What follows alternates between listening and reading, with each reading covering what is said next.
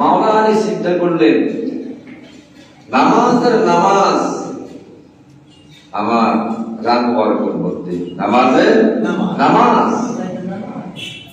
যদি আমি রাসূল পাককে জাগাই নবীজির ঘুম ভাঙবে, নবীজি কষ্ট পাবে।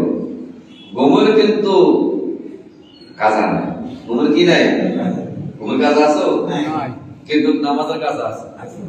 নামাজের চার টাইমে যে নামাজ পড়া হয় এটার নাম হলো আদা।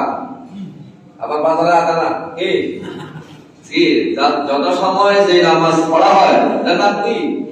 আদা, সালাতুল আদা। আর চার টাইমে না পড়তে পারলে পরে যে নামাজ পড়া হয় এটার নাম কাজা। বুঝাচ্ছে কিনা? মাওলা আলী কয় নবীদের ঘুমের কিন্তু কাজা নাই, কিন্তু নামাজের কাজা কি? নামাজের কাজা আছে না। রাসূল পাককে আমি ঘুম থেকে উঠবো, নবীজি ঘুমাল, রাসূল যখন ঘুম থেকে উঠবে তারপরে গিয়ে নামাজ পড়বো। তারপরও আলীতে নামাজ পড়ে নাই, আমার রাসূল জানে কি জানে না? কথা বল, জানে কি জানে না? আর যারা 5 ওয়াক্ত নামাজ পড়ে পাক্কা মুসল্লি, পাক্কা মুসল্লি, তো এক ওয়াক্ত নামাজ ছুটে গেলে তার শরীরটা ছটফট ছটফট শুরু করে। মাছ যেমন পানি থেকে উপরে আসলে খালি ফাল ফালায় আচ্ছা বুঝাচ্ছে আমাকে পানির মধ্যে দাও, কোথায় দাও? পানির মধ্যে ছেড়ে দাও।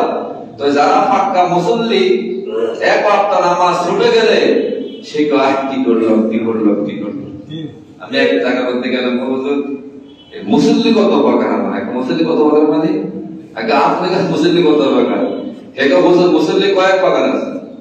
যারা বছর ফজর যোহর আসর মাগরিব এশা সব নামাজ পড়ে এরা হলো পাক্কা মুসল্লি। এরা মুসল্লি মানে পাক্কা মানে একটা সব করে, কোনো ফাঁক টাক নাই, কি ফাঁকা নাই। আর যারা বছর মাঝে মধ্যে মানুষ মারা গেলে নামাজ পড়ে এরা হলো ফাঁক মুসল্লি। এরা ফাঁক মুসল্লি যারা ওই গোসলে পড়ে এরা কি গোসল মুসল্লি। আপনার যুক্তি একবারে খারাপ না, তবে আমরা মুসল্লি হব না, খাট মুসল্লি হব না, আমরা হব ফাঁকা মুসল্লি।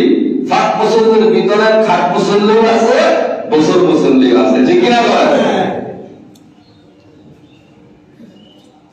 এই জন্য যারা আপনার ওই গোসল মুসল্লি খাট মুসল্লির সব ব্যস্ত থাকা কিন্তু জানাজা নামাজের মধ্যে, জানাজা নামাজের হাত কিন্তু বেঁধে রাখতে হবে, ঠিক নেই? বারবার ঠিক কিনা?